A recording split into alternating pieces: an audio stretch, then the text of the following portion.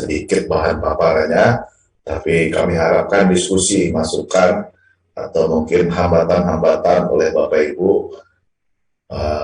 yang ada di daerah, khususnya di wilayah timur, dan hambatan-hambatan itulah menjadi terobosan bagi kita untuk melampaui hambatan-hambatan tersebut. Di samping katalog lokal mungkin nanti ada presentasi juga mengenai ini bela pengadaan melalui video grafis. Mungkin sebelum dimulai, jadi Bapak Ibu silahkan menyimak nih nanti kurang lebih 1 jam nih apa itu pengelola katalog elektronik lokal. Slide berikut. Jadi kalau dilihat dari dasar peraturannya, ya kan, Bapak Ibu sangat tahu mungkin sudah ada Perpres Peraturan Presiden Nomor 16 Tahun 2018 tentang pengadaan barang jasa pemerintah. Lalu diubah tahun 2021, ada beberapa pasal yang diubah, di Perpres 12 tahun 2021. Lalu sebagai petunjuk teknisnya, kami LKPP membuat yaitu Peraturan Lembaga LKPP Nomor 9 Tahun 2021, tepatnya mengenai toko daring dan katalog elektronik dalam pengadaan barang jasa pemerintah. Dan dikuatkan lagi sebagai untuk pelaksanaannya oleh keputusan Deputi. Keputusan Deputi bidang monitoring, evaluasi, dan pengembangan sistem informasi, tepatnya Deputi 2 Nomor 11 tahun 2021 tentang tata cara penyelenggaraan katalog elektronik. Dan di dalamnya ada mengenai purchasing juga. Lanjut, slide berikut. Nah ini yang menjadi menarik Bapak Ibu. Kalau cerita lama ini kan ada cerita dahulu dengan aturan lama seperti apa sih? Dan peraturan baru seperti apa?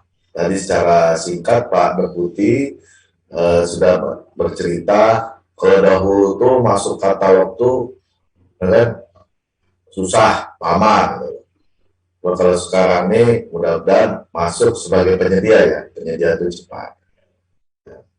Jadi di sini ada beberapa topik bahasan yang perlu saya sampaikan, yaitu mengenai kriteria barang jasa. Kalau dahulu kriteria barang jasanya harus standar atau dapat distandarkan.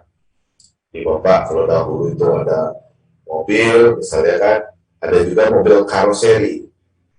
Jadi mobil umum atau mobil penumpang, ada juga mobil karoseri. Jadi kemarin itu ada mobil bus, ada mobil truk yang telah berkaroseri. Lalu sekarang ada apa tidak? Ya kan? Tetap, cuma kita sesuai dengan amanat peraturan perundang-undangan. Jadi itu. Lalu seperti apa? Lalu dahulu kita melihat dari prinsipnya demand side atau dari kebutuhan. Kalau sekarang supply side. Jadi kalau dahulu apa saja sih yang dibutuhkan ya, oleh kementerian ini atau oleh pemerintah daerah ini, ya kan? Baru nanti, kalau kementerian ini masuknya di katalog sektoral, khusus kementerian itu saja. Tapi Pak, ini nggak ada yang mengelola. Contohnya misalnya internet, ISP, Internet Service Provider. Itu kami yang mengelola. Karena apa? Hampir semua kementerian dan pemerintah daerah membutuhkan layanan internet tersebut. Makanya karena dibutuhkan, kami masukkan di dalam katalog nasional. Jadi contoh yang berikutnya ada dari Pak Deputi, obat dan alat kesehatan. Oh ini hanya dibutuhkan di Kementerian Kesehatan. Siang, Assalamualaikum Pak.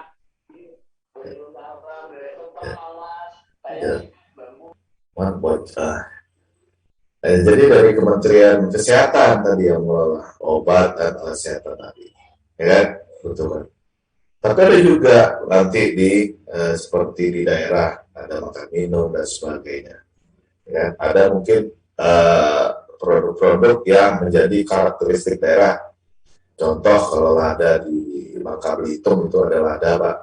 Jadi itu bisa di daerah, tapi bisa dibeli oleh pemerintah daerah lain, bahkan kementerian yang lain. Seperti itu. Lalu sifatnya berulang. Nah, memang kalau katalog ini dari dulu sifatnya berulang. Kenapa? Dari Perpres 54 ya, sifatnya berulang. Kenapa? Kalau daripada Bapak setiap tahunnya melakukan proses pemilihan melalui tender, kenapa nggak dikatalogkan saja? Contoh yang tadi seperti kendaraan, internet, dan sebagainya. Nah, yang sekarang seperti apa? Yang sekarang ini ya sangat mudah sekali. Kebutuhan berdasarkan perundang-undangan, inisiatif pengelola, ya kan? Hasil monitoring evaluasi. Lalu kita lihat dari permasalahan-permasalahan yang dulu, yang saat yang lalu, yaitu mengenai metode pemilihan penyedia katalog. Kalau dahulu metode pemilihannya ada tender dan nego. Bapak Ibu sangat paham ya, kalau misalnya masuk katalog itu sudah dinego LKPP harganya. Atau mungkin obat ya, obat sudah ditender ke LKPP. Jadi mana? Begitu pas Bapak Ibu sebagai PPK atau pejabat pengadaan mau pilih misalnya barang yang ada di dalam katalog, penyedia pasti nggak mau dinego lagi. Kenapa? Karena sudah dinego LKPP, terus sudah ditender LKPP. Sebetulnya nego tersebut adalah batas atas yang dahulu ya. Dahulu itu batas atas. Jadi kondisinya, kalau saya boleh cerita, kalau Bapak Ibu beli kendaraan, ada harga Januari, ada harga pada saat Lebaran, ada harga pada saat Desember. Harga Januari kemungkinan bisa lebih murah daripada harga saat Lebaran. Ya, gitu. Jadi patokan harganya mana? Rata-rata penyedia kendaraan memakai harga yang di saat Lebaran. Karena harganya tidak bisa berubah setiap saat. Jadi yang tayang di dalam katalog tahun lalu itu, pada masa yang sebelumnya itu harganya harga Lebaran, berarti ya wajib dinego. Nggak mungkin lah harga Lebaran misalnya kayak Avanza 220 juta. Cuma nanti begitu Desember ada diskon 10 juta, 10%. Wah ini kan kurang 220 juta, kurang lebih seperti itu. Jadi dahulu di tender dan nego. Nah sekarang cuma diverifikasi saja. Apa yang diverifikasi? Itu yang Pak Deputi sampaikan tadi, sebetulnya sudah banyak disampaikan Pak Deputi. Verifikasi hanya kualifikasi penyedianya saja. Jadi sama seperti yang disikap. Mungkin lebih sederhana lagi dari yang sikap. Jadi cuma nomor induk perusahaan saja, NIB atau KBLI-nya cocok atau enggak. Lalu yang kedua, syarat-syaratnya yaitu pajak, patuh nggak ada terhadap pajak, konfirmasi setoran wajib pajak, ya kan? Yang ketiga, akta pendirian atau kalau ada akta perubahan. Ini hanya menggambarkan bagaimana susunan direksi di perusahaan penyedia tersebut. Karena yang bertanda tangan kontrak adalah direksi nanti, gitu. Jadi kami tidak mengharapkan itu di bawah direksi. Ya, jadi tanda kontrak wajib direksi. Lalu yang ketiga, itu pihak yang melakukan evaluasi. Dahulu pokja pemilihan, kalau sekarang verifikator. Dan yang keempat, ini adalah gimana? Dahulu dokumen pemilihan, Bapak Ibu. Ya kan? Kalau dokumen pemilihannya. Hampir sama seperti dokumen pemilihan kalau Bapak Ibu sebagai pokja tender. Jadi bersama, di situ syaratnya sangat rigid dan sebagainya. Nah, kalau sekarang ya hasil penilaian produk dan pengumuman pendaftaran. Nah, untuk saat ini ada 6 kategori ya kan, yang menjadi tidak perlu ada penilaian lagi. Jadi Bapak Ibu tinggal tayang di etalasenya sudah ada, tinggal mengumumkan saja. Jadi etalasenya sudah kami buatkan untuk 6 kategori tersebut, antara lain makan minum. Lalu Bapak Ibu nanti tinggal berpengumuman. Nah, pengumuman di situ dilengkapi oleh verifikator nanti. Lalu negosiasi harga apabila menggunakan metode negosiasi harga penawaran dilakukan negosiasi terlebih dahulu. Nah, itu yang lama ya. Ini tidak ada lagi negosiasi harga. Jadi verifikator tidak ada karena sudah ada SPTJM. Jadi mungkin nanti saya sampaikan di akhir sesi ini ada contoh hasil kajian dan contoh SPTJM yang akan ditandatangani oleh penyedia. Jadi ada pertanggungjawaban produk dan harga. Jadi semua betulnya kalau kata Pak Deputi, resikonya sudah dialihkan ke penyedia. Jadi Bapak Ibu sudah, walaupun mungkin masih ada risiko, mungkin ya, cuma sangat kecil sekali karena produk dan harga sudah penyedia. Ya kan? Jadi resikonya paling-paling ya dipanggil, semua dipanggil bukan untuk klarifikasi produk dan harga. Ya kan? Nah ini, dan ini selesai sampai di auditor saja. Ya kan? Tidak melebar ke tempat yang lain. Lalu yang ini, waktu pemilihan penyedia atau pemilihan penyedia saat ini sudah tidak ada batasnya lagi. Bapak Ibu bisa lihat, dicek di aplikasi katalog. Saat ini waktu pemilihannya contohnya sampai dengan 31 Desember 2022. Loh, kok ada batasnya ya Pak? Sampai 2022. Karena apa? Karena tahun untuk aplikasi ini per tahun. Jadi nanti begitu pas tahun 2023 kita perpanjang lagi sampai akhir Desember 2023. Jadi semua seperti itu. Jadi tidak ada batasan pemasukan usulan katalognya oleh penyedia dan tidak ada batasan untuk waktu verifikasi. Jadi setiap saat. Jadi gimana tayangnya Pak? Tayangnya nanti terserah dari ini masing-masing verifikator atau tim verifikator. Nanti tim verifikator kayak kami di LKPP, kami usahakan per minggu itu selesai. Jadi per minggu permohonan yang dahulu, ya, kita cut off di Jumat, nanti kita selesaikan sampai dengan Rabu atau Kamis. Nah minggu depan tinggal proses kontrak pertayaan. Dan ke depan juga kontrak juga sudah tidak ada lagi, Bapak Ibu. Jadi sudah semakin cepat. Jadi tinggal istilahnya sudah selesai verifikator melaporkan ke pimpinannya, pimpinan dia yang menugaskan, nanti langsung tayang. Lalu jangka waktu kontrak juga sudah tidak ada lagi. Betul kata Pak Deputi tadi. Kalau dahulu jangka waktu kontrak 3 tahun. Tahu-tahu Bapak Ibu sebagai PPK mau belanja. Contoh kemarin kayak Mebler berakhir di September 2021, ya kan? Begitu pas mau belanja di Oktober, wah udah nggak ada, ya kan? Jadi, waduh, kalau kayak tender kan nggak bisa diselesaikan dalam waktu cepat ya, kalau untuk tender misalnya. Nah, akhirnya ya udah, dananya tidak terserap untuk pembelian Mebler. Nah, kalau sekarang nggak. Jadi kepastian juga untuk para pengusaha atau penyedia itu untuk membuka pabrik, jadi gitu. Kalau dahulu kan kalau buka pabrik, total 3 tahun turun tayang Pak, pabriknya berdiri, ya pemerintah nggak jadi beli. Ngarepin masyarakat belanja pada masa pandemi ini masyarakat belanjanya sangat kecil. Kalau Bapak lihat mungkin tahun 2020 belanja pemerintah itu memegang peran penting sekitar 80% dari belanja nasional ya Pak. Jadi swasta, pemerintah, swastanya 20. Kalau sekarang mungkin sudah beralih ke 60% belanja pemerintah, 40 belanja swasta. Nah seperti itu. Jadi kalau misalnya sudah tayang di katalog, kalau dahulu langsung 3 tahun turun tayang, kalau sekarang enggak, seumur hidup. Jadi kepastian perusahaannya ada Pak. Nah inilah yang kami dorong juga ke depan, kami mungkin nanti dari LKPP kerjasama dengan kementerian sektor terkait, mendorong untuk penciptaan industri-industri dalam negeri.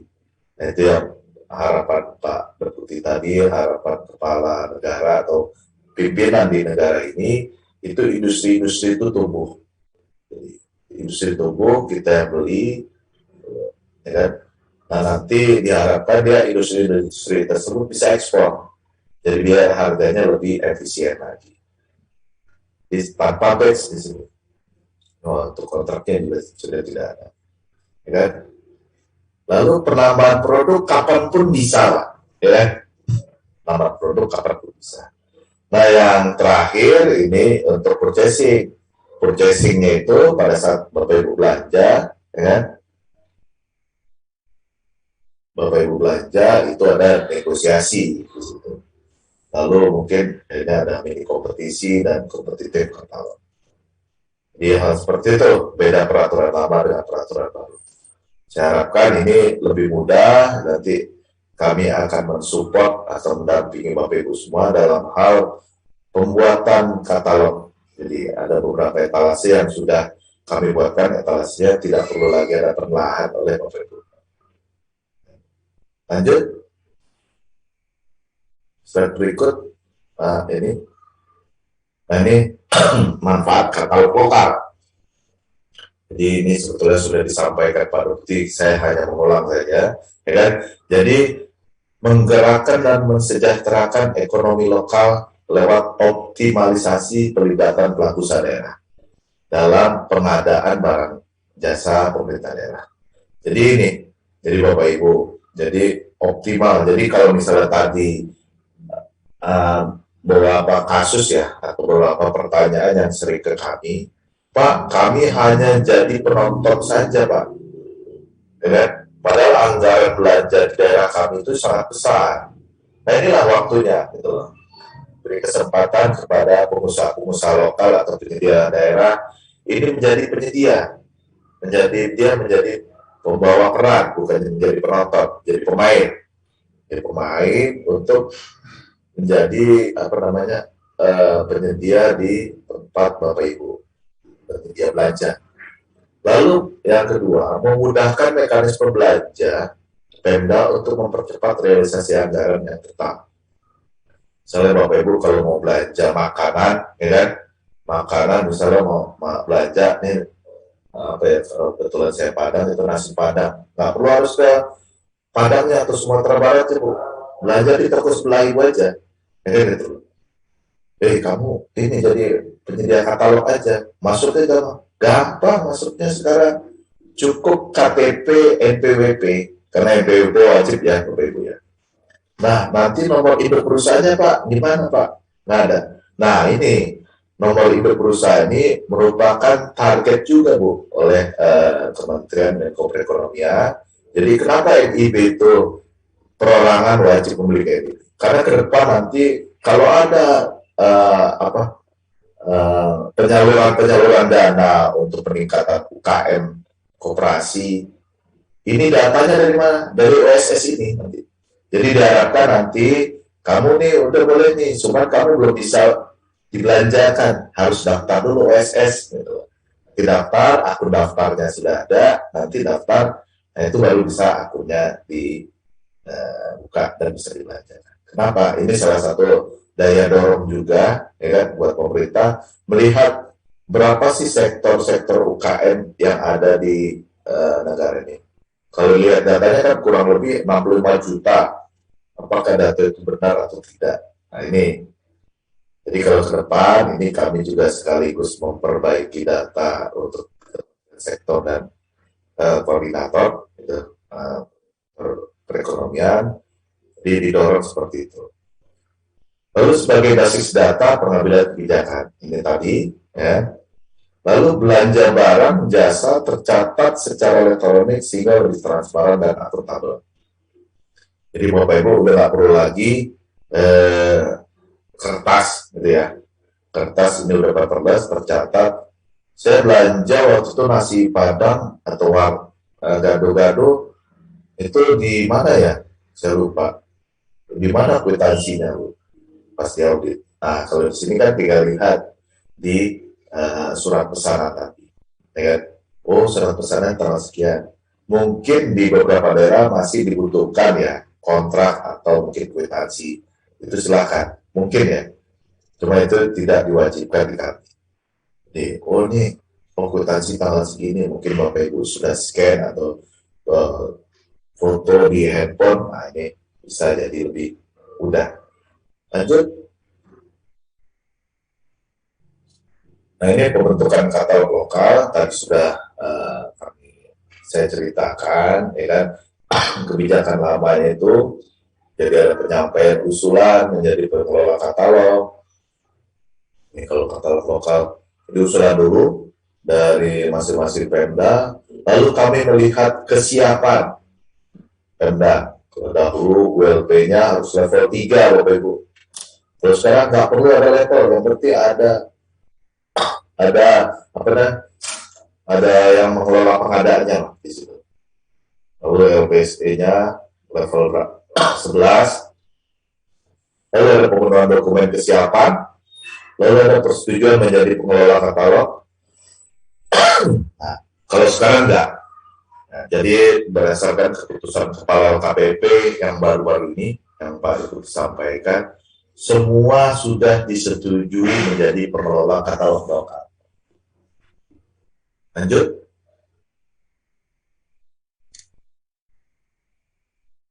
Nah, ini pencantuman, bagaimana pencantumannya di dalam katalog, ya kan? Katalog harus ada usulan, pengecekan ketersediaan etalase, penelaahan dan pembuatan dan sampai penayangan. Kalau kebijakan baru enggak, pembentukan verifikator katalog. Jadi ini harus dibentuk dan ditetapkan oleh pimpinan daerah atau mungkin bisa diwakilkan ke sekretaris daerahnya, ya kan? Atau bahkan ke kepala UKPBJ. Lalu yang kedua, verifikasi. Yang ketiga, kebijakan barunya persetujuan hasil verifikasi. Lalu kontrak, katalog, dan penayangan. Mungkin kita bisa masuk slide yang berikut, yang ada ini ya. Slide. Nah, ini 6 etalasenya, Bapak Ibu. Ya. Dan 6 etalase yaitu makanan minuman, jasa keamanan, jasa kebersihan, servis kendaraan, mungkin dan ke depan kalau misalnya ini dibutuhkan Bapak Ibu kalau mau sewa kendaraan per daerah kan boleh, ya silakan. Saat ini masih ada di nasional ya sewa kendaraan. Jasa kain dan seragam, konstruksi yaitu mengenai aspal dan hot mix. Nah, ini yang sudah hampir seluruh daerah yang tayang di dalam katalog sudah memiliki 6 etalase ini. Di Bapak Ibu mau nambah lagi dari ini silakan. Kemarin ada beberapa daerah yang mau mencontoh jasa pemeliharaan jalan, ya kan? Nah, ini silakan sudah ada di tempat lain. Lanjut. Nah, ini alur proses tadi. Yang merah di atas itu adalah yang sudah tidak tahapan yang sudah kita tidak lalui lagi, ya kan? Tadi yang pembuatan etalase belum tersedia sampai ke atas tuh Bapak Ibu kalau dilihat itu alur panahnya. Jadi kalau saat ini pengecekan ketersediaan etalase secara manual, ya kan? Jadi langsung etalase ini sudah ada Bapak Ibu. Etalase produk sudah tersedia untuk 6 kategori tadi. Lalu tinggal pembentukan verifikator. Nah, pembentukan nanti verifikator tugasnya adalah melakukan verifikasi. Verifikasi pertama kalau sudah pembentukan, ya kan, nanti verifikator melakukan pengumuman. Jadi etalase yang tadinya sudah ada itu masuk di halaman pengumuman. Pengumuman nanti penyedia itu bisa langsung mendaftar. Secara di pengumuman tersebut mendaftar sesuai dengan syarat-syarat yang ada di pengumuman tadi. Ya. Barulah nanti tugasnya verifikator itu melakukan verifikasi. Apa yang diverifikasi? Syarat-syarat kualifikasi tadi. Yang sangat singkat tadi. Yaitu induk berusaha, KSWP, dan akta tadi. Akta itu hanya untuk melihat benar nggak nih yang daftar nih direktur. Ya, nanti yang tanda tangan kontrak direktur, benar nggak direktur? Tahu Pak ada akta perubahan Pak, yang mengenai perubahan pengurus direkturnya mungkin berbeda, itu yang kita minta. Lalu persetujuan hasil verifikasi nanti, jadi persetujuan bukan. Jadi dahulu ada atau tidak Kalau dahulu kan kalau kita sebagai tim Pokja tender ada atau tidak sesuai atau tidak sesuai. Berarti kan kita melihat lagi ngecek data aslinya nih mana nih, ya kan? Oh nomor izin edarnya, oh nggak sesuai nih nomor izin edarnya nih, kita kembalikan. Terus sekarang nggak ada atau tidak. Lalu setelah ada persetujuan, nah disetujui oleh pimpinan verifikator, baru diadakan kontrak katalog. Nah, kontrak katalog yang ini saat ini masih dipegang oleh kepala daerah atau minimal sekretaris daerah. Lalu setelah kontrak, Bapak Ibu tinggal tayang. Siapa yang menayangkan? Nah, yang menayangkan nanti yang diberi tugas adalah kepala ULP atau mungkin yang ditunjuk oleh pimpinan daerah. Ya kan nanti. Nah, itu selesai. Nah, selesai tinggal PPK dan pejabat pengadaan belanja. Lanjut, Mas. Nah, ini bagaimana mengecek etalase yang ada di dalam LKPP, ya kan? Tadi ada 6 etalase, mungkin Bapak Ibu nanti silakan cek, ya kan? Di tempat Bapak Ibu yang hadir saat ini, apakah sudah ada etalasenya? Kalau belum, lapor nanti kepada masing-masing PIC. Nah, PIC-nya nanti ada di dalam, sudah di PIC yang ada di dalam yang sudah dijelaskan, mungkin ya, itu disampaikan di ini. Nanti klik etalase, ya kan? Klik etalase nanti dari sisi ini, tapi layar lalu arahkan kursor ke etalase produk lokal atau baca nama etalase yang telah tersedia, contohnya makan minum. Lalu ketersediaan etalase ini untuk menunjukkan toko siap diisi oleh produk-produk yang akan. Ini ketersediaan etalase. Lanjut. Pertama dan penugasan verifikator dari kepala KPBJ dapat menetapkan, ya kan? Dari situ belum ada kepala KPBJ, siapa yang ditunjuk oleh kepala daerah atau pimpinan daerah yang bisa menetapkan sebagai verifikator. Ya. Tugas verifikator hanya melihat seluruh syarat yang tercantum di dalam dokumen pengumuman. Dokumen pengumuman tadi adalah hasil pelan tadi. Lalu yang ketiga, verifikator bersama SKPD terkait menginventarisir pelaku-pelaku usaha yang berpotensi menjadi penyedia katalog dari pelaku usaha. Nah, misalnya nih pelaku usahanya nih yang kami harapkan mungkin dinas koperasi ya, dinas koperasi atau teman-teman SKPD biasa belanja ATK atau makan minum di mana itu disuruh daftar menjadi penyedia, ya, pelaku usaha yang berbentuk badan usaha atau perorangan. Lalu anjurkan kepada pelaku usaha untuk mendaftarkan ke LPSE. Jadi ini karena semua akunnya masuknya melalui akun LPSE, berarti teman-teman yang pelaku usaha belum mempunyai akun LPSE dipersilakan mendaftar di LPSE. Nanti kita harapkan LPSE harus mensupport. Jadi kalau ada kendala-kendala di situ, laporkan juga ke kami, Pak. Lanjut. Lanjut slide-nya. Nah, yang keempat, verifikator sudah ditetapkan akan diberi akun oleh LKPP.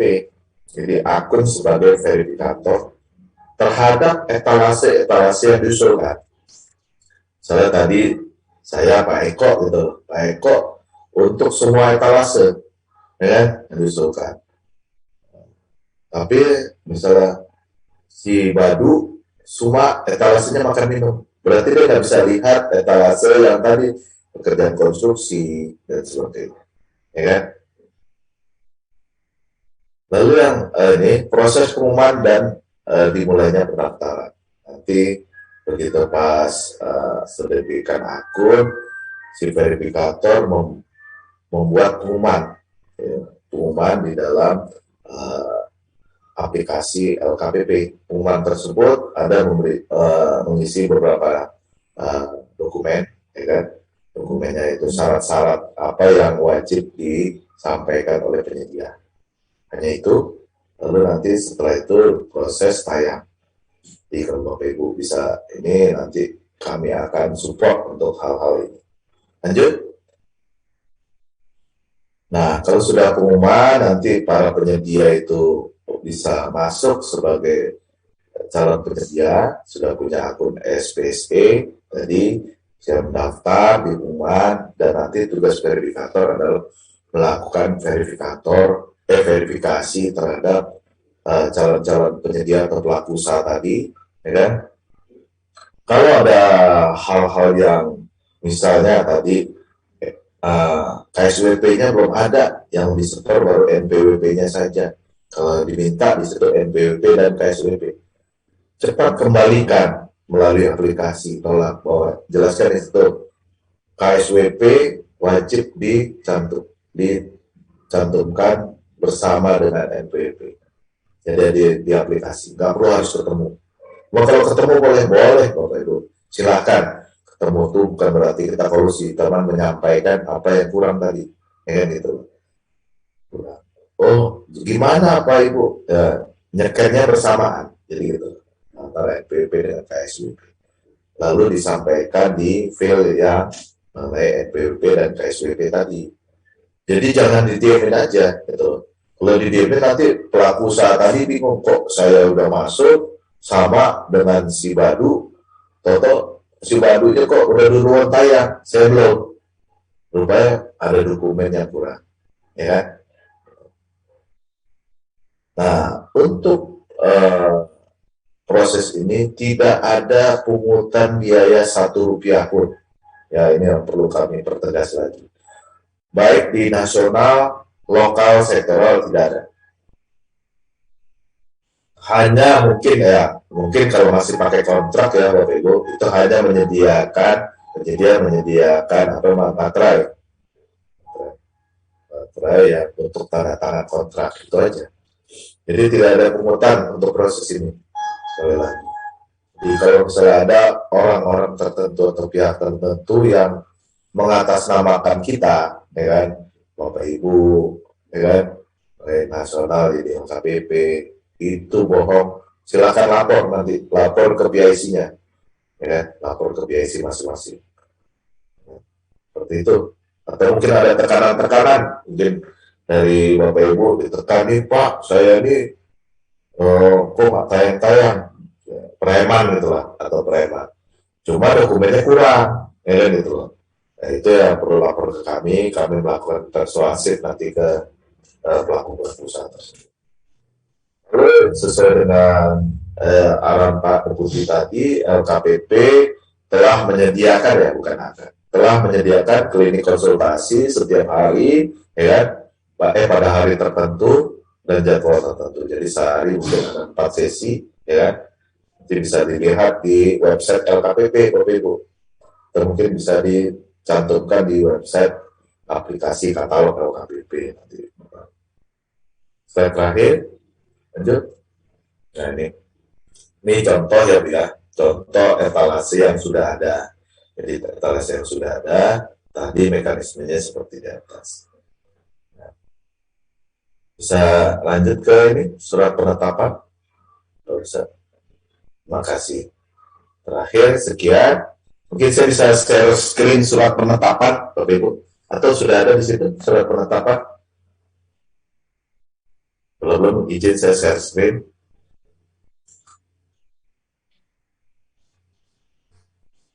Surat penetapan, contoh surat penetapan. Baik, silahkan share screen.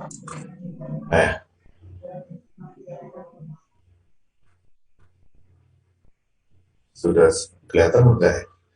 Sudah Pak, cuman mungkin di halaman 11 nih halamannya.